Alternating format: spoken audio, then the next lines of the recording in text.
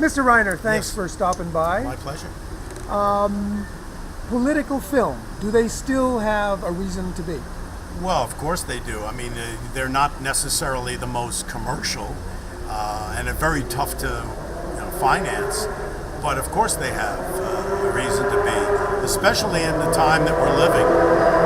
We've got a real challenge. Especially in the time that we're Especially in the time that we're living right now. I mean, democracy is under attack, and throughout the world, and the press is under attack, being called the enemy of the people. That's what the film is about, and about how important it is to have a free and independent press, so that we can have an educated and informed public. Otherwise, we're going to, go the way of a lot of great civilizations. How did you pick your story, the angle in which to touch upon this? Well, I didn't really know how to approach it at first, because I was so upset about us going into Iraq, and I didn't feel like anybody was really telling the story of how we got there. And at first I thought maybe I'll do it as a satire. This was back in 2003, like a Dr. Strangelove kind of thing. And then that didn't work. I tried again with a dramatic approach. It didn't work. And then a few years later, I saw this documentary by Bill Moyers, who's we quote at the beginning of the film, and he talks about a free and independent press as being one of the pillars of democracy. And in the documentary, he focused on these 4 journalists from Knight Ridder News, and how they had gotten all of it right. They had debunked the whole idea of the connection between Al-Qaeda and Saddam Hussein. They debunked the idea of aluminum tubes being used for enriching uranium, and they also debunked the idea that there was no guarantee that there were weapons of mass destruction. It seems like a simpler world in a way, the one even as fraught as it was. Get good journalism, tell the truth, let the people know. Does it still apply today with what we're seeing?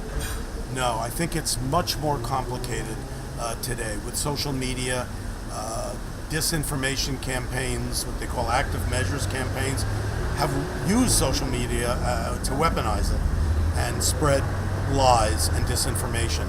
And it's much more difficult even now for the truth to break through. What do you hope that your film achieves, or is received?